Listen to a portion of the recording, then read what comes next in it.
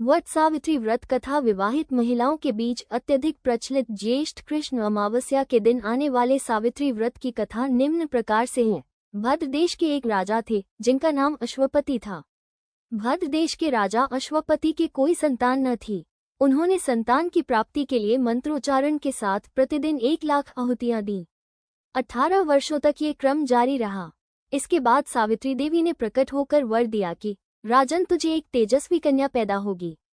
सावित्री देवी की कृपा से जन्म लेने के कारण से कन्या का नाम सावित्री रखा गया। कन्या बड़ी होकर बेहद रूपवान हुई। योग्य वर न मिलने की वजह से सावित्री के पिता दुखी थे। उन्होंने कन्या को स्वयं वर तलाशने भेजा। सावित्री तपोवन में भटकने लगी। वहां साल्व देश के राजा द्युम्नसेन रहते थे, क्योंकि उनका राज्य किसी ने छीन लिया था।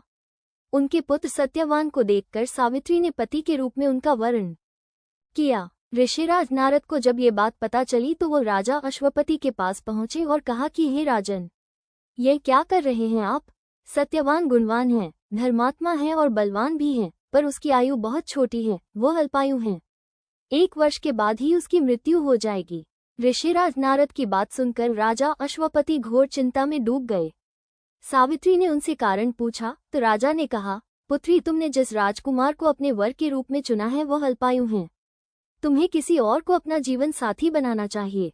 इस पर सावित्री ने कहा कि पिताजी, आर्य कन्याएं अपने पति का एक बार ही वरण करती हैं, राजा एक बार ही आज्ञा देता है और पंडित एक बार ही प्रतिज्ञा करते हैं और कन्यादान भी एक ही बार किया जाता है। सावित्री हठ करने लगी और बोली, मैं सत्यवान से ही विवाह करूंगी। राजा अश्वपति ने सावित्री का विवाह सत्यवान से कर दिया। सावित्री अपने ससुराल पहुंचते ही सास ससुर की सेवा करने लगी। समय बीतता चला गया। नारद मुनि ने सावित्री को पहले ही सत्यवान की मृत्यु के दिन के बारे में बता दिया था। वो दिन जैसे जैसे करीब आने लगा, सावित्री अधीर होने लगी।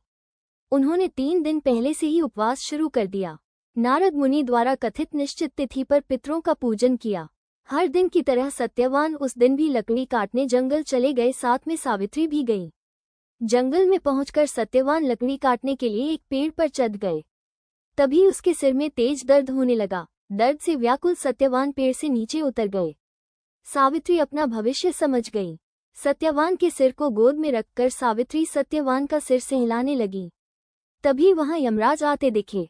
यमराज अपने साथ सत्यवान को ले जाने लगे। सावित्री भी उनके पीछे पीछे चल पड़ी।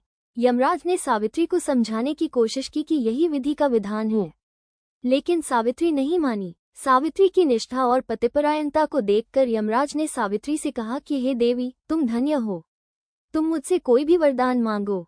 सावित्री ने कहा कि मेरे सास ससुर वनवासी और अंधे हैं, उन्हें आप दिव्य ज्योति प्रदान करें। यमराज ने कहा, ऐसा ही होगा, जाओ अब लौट जाओ। लेकिन सावित्री अपने पति सत्यवान के पीछे पीछे चलती रही। यमराज ने कहा, देवी तुम वापस जाओ। सावित्री ने कहा, भगवान, मुझे अपने पतिदेव के पीछे पीछे चलने में कोई परेशानी नहीं है, पति के पीछे चलना मेरा कर्तव्य है। ये सुनकर उन्होंने फिर से उसे एक और वर मांगने के लिए कहा। 2 सावित्री बोली, हमारे ससुर का राज्य छिन गया है, उसे पुनः वापस दिला दे। यमराज ने सावित्री को यह वरदान भी दे दिया और कहा, अब तुम लौट जाओ। लेकिन सावित्री पीछे पीछे चलती रही। यमराज ने सावित्री को तीसरा वरदान मांगने को कहा।